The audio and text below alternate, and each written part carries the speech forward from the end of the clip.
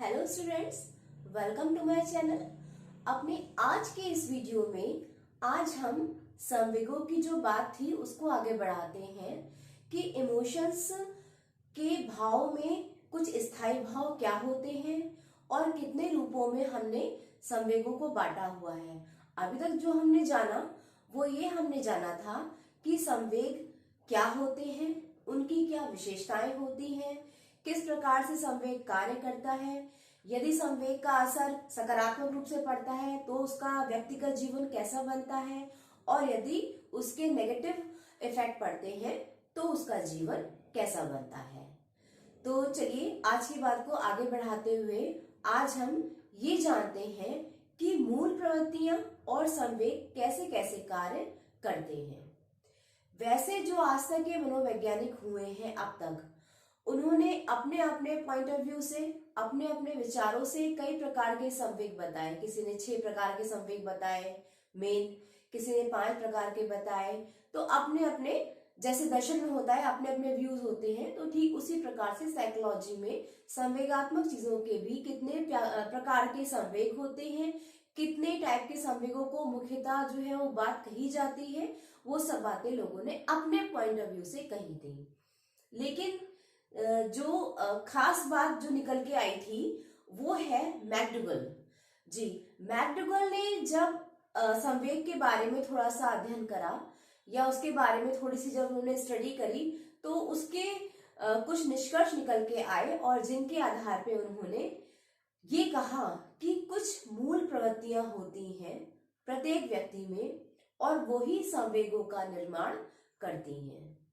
वो मूल प्रवृत्तियां ही होती हैं जो संवेगों को आगे बढ़ाती हैं या जो संवेगों का विकास कर सकती हैं या करती हैं। उन्होंने अपने अकॉर्डिंग जो मूल प्रवृत्तियां बताई वो कुछ इस प्रकार थी।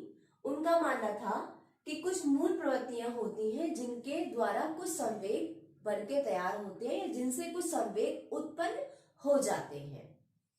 जिसमें उन्होंने कहा कि एक जो होती है मूल प्रवृत्ति पलायन की, कि किसी काम से हमें डर जाना, किसी काम को छोड़ के भाग जाना, अधूरा छोड़ के चले जाना, तो उसमें जो संवेग आपका जो जागेगा वो होगा भय। मूल प्रवृत्ति हुई उसकी पलायन और उससे जो संवेग जागा वो हुआ भय। उसके प्रकार से जो सेकंड आपकी मूल प्रवृत्ति बनती है मैकडूगल के अनुसार वो है लड़ना। जब हम किसी से लड़ाई करते हैं, झगड़ा करते हैं, तो जो संवेग हमारा उत्पन्न होता है वो होता है क्रोध का। हमें एकदम से गुस्सा आ जाती है। हम अब भाई किसी से हंसी मजाक में तो हम लड़ाई नहीं लड़ेंगे। जब हम अपनी लड़ाई लड़ेंगे, जब हम झगड़ा करेंगे तो नेचुरल सी बात है हमको क्रोध आएगा, तो क्रोध हमारा संवेग होगा। फिर उन्होंने कहा कि विकर्षण, किसी के प्रति आकर्षण जब नहीं होता है, कोई चीज जब हमें अच्छी नहीं लगती है तो वो होता है विकर्षण। जब विकर्षण होता है तो उसमें जो संवेग जागता है वो होता है घृणा, एक हेट की फीलिंग उसमें आ जाती है। तो जब स्थायी भाव है आपका विकर्षण तो उसका संवेग जागा घृणा। फिर उन्होंने कहा कि संतान कामना, जब हमें बच्चे के लिए कोई फीलिंग जागती है, बच्चों के लिए जब हमें प्यार जागता है, छोटे बच्चे के लिए जब हम अंदर से थोड़ा सा इमोशन हमारे वो क्रिएट होते हैं, तो वो जो हमारा संवेग बनता है वो होता है वात्सल्य। हमें एक बच्चे को प्यार करने, एक वात्सल्य की फीलिंग आ जाती है जब हम किसी छोटे बच्चे के प्रति अपना प्यार जगाते हैं। फिर उत्सुकता, जब हम किसी चीज के लिए एक्साइटमेंट होता है ना हमारे अंदर कि हम बहुत एक्साइटेड होते हैं, चाहे हमें कहीं घूमने जाना है या हमें कोई मिलने आ रहा है या हम किसी खास इंसान को देखना चाह रहे हैं या कुछ भी हमारे जीवन में जो भी उत्सुकता वाला कार्य होता है, वहां पे जो संवेग हमारा बनता है वो होता है जिज्ञासा।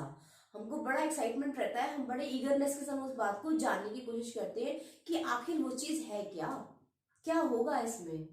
तो उसका जो एक्साइटमेंट है वो जिज्ञासा बनता है। फिर उन्होंने कहा कि एक और होती है मूल प्रवृत्ति व्यक्ति के अंदर, वो है भोजन तलाश। मनुष्य के जीवन की 3 जो जरूरी चीजें हैं वो है भोजन, कपड़ा और मकान, जिसमें भोजन सबसे ज्यादा हमारा महत्वपूर्ण है, बहुत ही इंपॉर्टेंट है। तो जब हमें भूख की कामना होती है या हमें भोजन की तलाश होती है तो हमें जो संवेग हमारा जो बनता है, जो हमारे अंदर उत्पन्न होता है, वो है भूख। फिर जो हमारा मूल प्रवृत्ति है संग्रहण, जहां पे हमको लगता है कि हमारा एक आधिपत्य होना चाहिए, यहाँ पे हमारा एक बात होनी चाहिए, यहाँ पे हमारा बोलबाला होना चाहिए, जहां पर एक अधिकार वाली बात आती है, तो वहां पे जो संवेग हमारा जागता है वो है अधिकार का संवेग, जहां पे हमें एक अधिकार वाली फीलिंग आ जाती है। फिर एक बहुत अच्छा हमारी मूल प्रवृत्ति है हंसना। जब हम स्माइल करते हैं, जब हम किसी को देख के हमें हंसी आती है, जब हमें एक हंसी का भाव, जब स्थायी भाव जब उत्पन्न होता है, जब हमारा एक हंसने का जो मूल प्रवृत्ति जागृत होती है, तो वहां पे जो हमारा संवेग होता है वो होता है आमोद, हम कहते हैं। क्योंकि हम हंस के अपने जो माइंड को या अपने मन को बहुत ही दिलखुश महसूस करते हैं, हमें सब कुछ अच्छा लगता है, हमारा मन उदासी से बिल्कुल हंसना शुरू कर देता है, तो वहां पे जो संवेग बन के आता है वो होता है आमोद। तो ये तो बात थी हमारे मैकडोगल की, जिन्होंने कहा कि मूल प्रवृत्तियों के आधार पर संवेगों का निर्माण होता है। ये कुछ वेस्टर्न है, हमारे यहाँ के, इंडिया के नहीं है, तो ये उनके अकॉर्डिंग संवेग थे। अब हम बात करते हैं भारतीयों के अनुसार। तो भारतीय चिंतन में संवेगों को दो रूपों में बांटा गया। पहला संवेग रागात्मक संवेग और दूसरा संवेग था द्वेषात्मक संवेग। जो भाव होते हैं, जो संवेग होते हैं, इनको इन्हीं दो रूपों के अंतर्गत हमने डिवाइड कर दिया।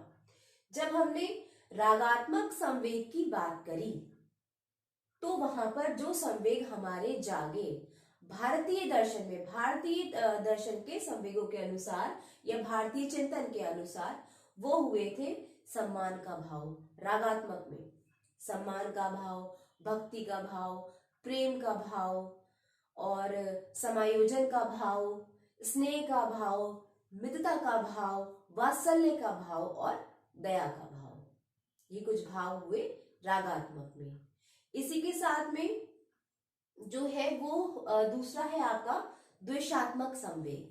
द्वेषात्मक संवेग के अंतर्गत कुछ ऐसे भाव आए जो कि नकारात्मकता को दर्शाते, यानी कि जो नेगेटिविटी होती है उसको दर्शाते हैं। जब नेगेटिविटी होती है तो हमारे अंदर कैसे कैसे संवेग आते हैं, तो वो जो हमारे संवेग आते हैं वो है भय, घृणा, ईर्ष्या, क्रोध। इस टाइप के जो संवेग जब हमारे आते हैं तो वो हमारे द्वेषात्मक संवेग कहे जाते हैं।